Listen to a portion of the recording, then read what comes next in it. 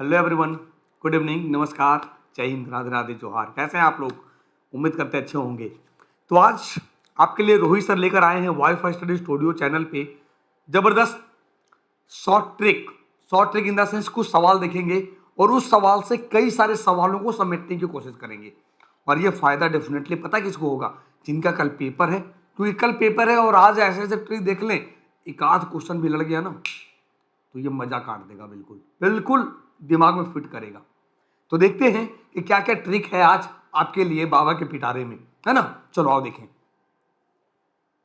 पहले से इधर खींच के ले आओ, है ना। देखो, लेकिन क्लास शुरू करने के पहले मैं बता दूं बच्चों कि खासकर जो CBT 1 तो चला गया इन द सेंस कि तीन फेज तो चले गए बिल्कुल आसान से। CBT 2 इतने आसानी से नहीं जाएगा, सवाल के लेवल उसके हाई रहेंगे। और ये सवाल के लेवल में दिखा रहा हूं धीरे धीरे आपको। जो 10:05 में सुबह आते हो उसमें सवाल के लेवल आप देख रहे हो। आज आपने देखा होगा सवाल का लेवल, अगर आपने नहीं देखा है तो अनअकैडमी में देखना। फिर 5:40 पे भी दिखाया मैंने लेवल हाई रहेंगे थोड़ा CBT 2 में, CBT 1 की तुलना में। तो आप हमारे साथ ज्वाइन कर सकते हो अनअकैडमी पे, जहां मैं बिल्कुल पढ़ा रहा हूं। अभी रेलवे में 11 बजे टाइमिंग इसकी है। और यार सबसे बड़ी चीज, फी बहुत कम कर दी गई है अनअकैडमी की तरफ से। 2 साल की फी रखी गई है 3600। जैसे आप रेफरेंस कोड यूज करते हो बाबा 10, 10% का ऐसा ही कम होगा। फिर आपके पास कुछ क्रेडिट पॉइंट्स है, वहां से 10% का फायदा उठा लो। मतलब सोचो कि 3000 से भी कम में 2 साल तक आप रेलवे की तैयारी कर सकते हो, क्योंकि ग्रुप डी है, CBT 2 है, और भी वैकेंसी आएंगी रेलवे की, है ना। और अगर आप केवल थ्योरी पढ़ने की इच्छुक है डिटेल में, तो अब SSC वाला बैच जरूर ज्वाइन करें, क्योंकि आर्ट एंड कल्चर शुरू हो रहा है इसके बाद से बच्चे। ठीक है, देखो सवाल नंबर 1, सवाल को देखते हैं फिर हम ट्रिक को क्लियर करेंगे। पहले सवाल क्या कहता है? Which of these vice presidents has been president of India? इनमें से कौन उपराष्ट्रपति भारत के राष्ट्रपति रहे हैं? मोहम्मद हिदायतुल्लाह, नीलम संजीव रेड्डी, जैल सिंह या VV गिरी।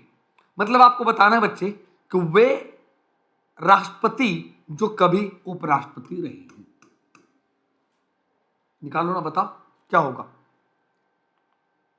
VV गिरी। सर ये एक्टिंग, आपको याद होगा कि पहले CJI हैं जो राष्ट्रपति के रूप में काम किए हैं, क्योंकि जाकिर हुसैन की मृत्यु हो जाती है, VV गिरी उपराष्ट्रपति रहते हैं, ये रिजाइन देते हैं राष्ट्रपति के चुनाव लड़ने के लिए। तो ऑप्शन क्या बचेगा? तो याद रखना, जब राष्ट्रपति नहीं है, उपराष्ट्रपति नहीं है, तो CJI बनेंगे। CJI नहीं है तो जितने सीनियर मोस्ट जज उनमें से कोई भी एक उठाकर।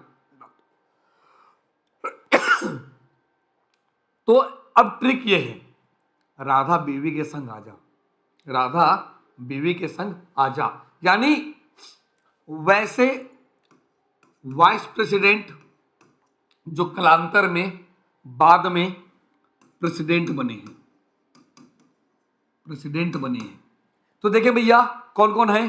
राधा सर्वपल्ली राधाकृष्णन, VV यानी VV गिरी, फिर राधा VV के यानी KR नारायणन, फिर संघ दैट पे शंकर दयाल शर्मा, और आजा आ से R वेंकट रमन, और जा से जाकिर हुसैन। ये है ओवरऑल, याद रहेगा।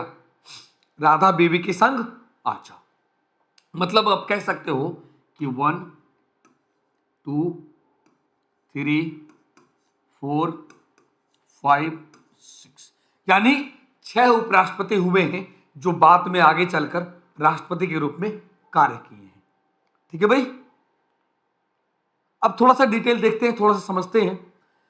प्रख्यात दार्शनिक राधाकृष्णन देश के पहले उपराष्ट्रपति रहे 1952 से 62 तक, लगातार 2 कार्यकाल तक। फिर 62 में वो देश के दूसरे राष्ट्रपति बनते हैं। 1954 में भारत रत्न मिला इनको। जाकिर हुसैन, शिक्षाविद जाकिर हुसैन 62 से 67 तक देश के उपराष्ट्रपति रहे। 67 में वह देश के पहले मुस्लिम राष्ट्रपति चुने गए। पद पर रहते हुए 1969 में उनका इंतकाल हो गया। यानी पहले राष्ट्रपति हैं जिनका कार्यकाल में मृत्यु हुआ है। वह सबसे कम समय तक देश के राष्ट्रपति रहे, याद रखना। सवाल निकल कर आया। आगे देखो, विविगिरी की बात करें, 67 में देश के तीसरे उपराष्ट्रपति चुने गए। 69 में राष्ट्रपति जाकिर हुसैन के इंतकाल के बाद कार्यवाहक राष्ट्रपति चुने गए। उसके बाद चुनाव में देश के चौथे राष्ट्रपति चुने जाते हैं। इसके अलावा वह एकमात्र राजनेता थे जो निर्दलीय प्रत्याशी के रूप में राष्ट्रपति के लिए चुने गए थे। देख सकते हो यार, इतने ज्यादा सवाल निकल कर आएंगे ना, आप सोच नहीं सकते हो। इसलिए कहते हैं हमारे साथ जीएस का चक्कर लगाते रहो, कॉन्सेप्ट बनाते रहो और सिलेक्शन लेते रहो, है ना। आर वेंकटरमन पेशे से वकील और केंद्रीय मंत्री रहे वेंकटरमन 1984 में देश के 7वें उपराष्ट्रपति चुने जाते हैं। उसके बाद 1987 से 92 तक देश के 8वें राष्ट्रपति रहे हैं। शंकर दयाल शर्मा बच्चे आर वेंकटरमन के अधीन देश के 8वें उपराष्ट्रपति। उससे पहले वह मुख्यमंत्री और केंद्रीय मंत्री रहते हैं। 1992 में 9वें राष्ट्रपति चुने गए हैं। 9वें राष्ट्रपति चुने गए हैं। और के आर नारायणन बच्चे भारतीय विदेश सेवा के अधिकारी के आर नारायणन पहले मलयाली व्यक्ति यानी केरल से है ये, और पहले दलित राष्ट्रपति, अभी दूसरे रामनाथ कोविंद हैं। इंदिरा गांधी के आग्रह पर वे राजनीति में आते हैं। लगातार 3 लोकसभा चुनाव जीतते हैं, केंद्रीय मंत्री भी बनते हैं और 1992 में 9वें उपराष्ट्रपति के रूप में चुने गए और 1997 में देश के राष्ट्रपति बने। बिल्कुल याद रखना, ठीक है भाई। सवाल number 2, whose mausoleum is located in Lahore. किसका मकबरा लाहौर में स्थित है? जल्दी, किसका मकबरा लाहौर में स्थित है बच्चे? जहांगीर, शाहजहां, औरंगजेब, अकबर, किसका मकबरा लाहौर में स्थित होगा? किसका हो सकता है? जहांगीर का। आपको पता है 3 मुगल बादशाह जिनका मकबरा विदेश में है। बाबर का काबुल में बच्चे, जहांगीर का लाहौर में बच्चे, और बहादुर शाह जफर का रंगून, बर्मा, म्यांमार। 3 है, बाकी बात सब तो इंडिया में। और देखते हैं बादशाह का दिल सिकंदरा, लाहौर, आगरा और औरंगाबाद गया। मतलब सोचो बादशाह का दिल कहां कहां घूमने के लिए गया। बादशाह का दिल कहां कहां घूमने को गया? तो बादशाह यानी बाबर, हुमायूं, अकबर, जहांगीर, शाहजहां, औरंगजेब। अब आते हैं वहां, देखो इधर समझते चलना। बाबर का काबुल में, फिर हुमायूं दिल्ली में, अकबर सिकंदरा में, फिर जहांगीर लाहौर में, शाहजहां आगरा में, और औरंगाबाद औरंगजेब। ठीक है, अरे बात समझ नहीं बच्चे, 1 मिनट रुक जाओ। दौलताबाद, औरंगाबाद तो इनकी बीवी का था, माफी चाहेंगे।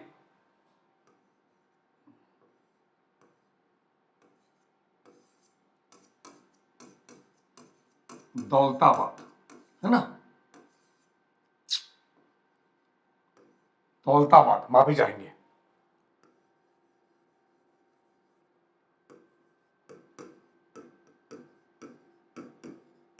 दौलताबाद, क्योंकि औरंगाबाद इनकी बीवी का था मकबरा, बीवी का मकबरा जो बोलते। अब देखो, तो बादशाह का दिल सिकंदरा, लाहौर, आगरा और दौलताबाद गया, चेंज कर दिया। तो यानी बिल्कुल समझना। अब लाहौर में कहां? लाहौर में शहादरा, और अकबर का सिकंदरा कहां? आगरा में है, फतेहपुर सीकरी, याद रखना। ठीक है भाई, क्लियर है, समझ में आ रहा है? नेक्स्ट सवाल देखो, which of this gases originates from a volcano. कौन सी गैस ज्वालामुखी से निकलती है? जलवाष्प, carbon dioxide, sulphur dioxide, all of this. माफी चाहेंगे, कौन सी गैस ज्वालामुखी से निकलती है? जलवाष्प, CO2, सल्फर डाइऑक्साइड या ऑल ऑफ दिस, ये सभी। तो सब के सब निकलेंगे ज्वालामुखी से, सब के सब ज्वालामुखी से निकलेंगे, सब के सब, है ना भाई। अब देख लो ट्रिक क्या है, जल का सोना, जल का सोना याद रखना, ज्वालामुखी, जल का सोना, water vapour, carbon dioxide, sulphur dioxide और नाइट्रोजन। मीना का जलवा नहीं है, बिल्कुल याद रखना, जल का सोना, ये गैस है सारा। Which of the following is an indirect taxes, निम्नलिखित में से कौन एक अप्रत्यक्ष कर है? क्या होगा? Excise tax, income tax, corporation tax, property tax. तो कौन अप्रत्यक्ष कर है, इनडायरेक्ट टैक्स है? बाकी बात ये सब डायरेक्ट है, बाकी बात ये सब डायरेक्ट टैक्स है। एक्साइज इनडायरेक्ट है, जिसे जीएसटी पूछा था ना भी, जीएसटी क्या है? Indirect tax. 1 जुलाई को जीएसटी डे।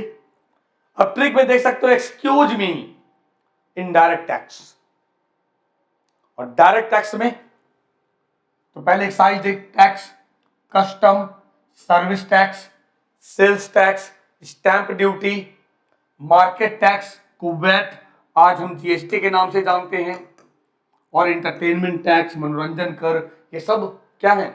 इनडायरेक्ट टैक्स है। डायरेक्ट टैक्स की बात करें तो आप समझ सकते हो wipro.com, wipro.com, ये डायरेक्ट टैक्स है। ये डायरेक्ट टैक्स है। तो क्या होगा? वेल्थ टैक्स, कलर चेंज कर दो थोड़ा सा अच्छा लगेगा। Wealth tax, income tax, property tax, commercial tax या कॉर्पोरेशन टैक्स समझ लो, ये सब डायरेक्ट टैक्स है। ठीक है, तो उम्मीद करते हैं चीजें समझ में आई होगी, मजा आया होगा। कुछ नए सवाल को मैंने समझाने का प्रयास किया ट्रिक के जरिए, है ना भाई। अगर आप चाहते हो ज्वाइन करना तो आप ज्वाइन कर सकते हो हमारे साथ अनअकैडमी पे, चाहे रेलवे, एसएससी, जो भी बैच लो बच्चे, कंप्लीट सॉल्यूशन है वहां, कंप्लीट, है ना। अभी शाम के 7 बजे जो हमारी क्लास होती थी वो अब अनअकैडमी पे चला करेगी, और रात 10 बजे जुड़ेंगे नए फ्लेवर के साथ, बिल्कुल नए तरीके के साथ। ठीक है भाई, तो एसएससी का जो फी आप देख सकते हो 6500 है, 1 साल का, 2 साल का 7800। रेफरल कोड बाबा10 यूज करेंगे 10% कम हो जाएगा बच्चे। ठीक है, रेफरल कोड BA10 यूज कर सकते हो। अब हमारे साथ ज्वाइन कर सकते हैं अनअकैडमी। अगर सेशन अच्छा लगा होगा तो लाइक करना, शेयर करना अपने दोस्तों के साथ। मिलते हैं फिर से, तब तक के लिए शुक्रिया।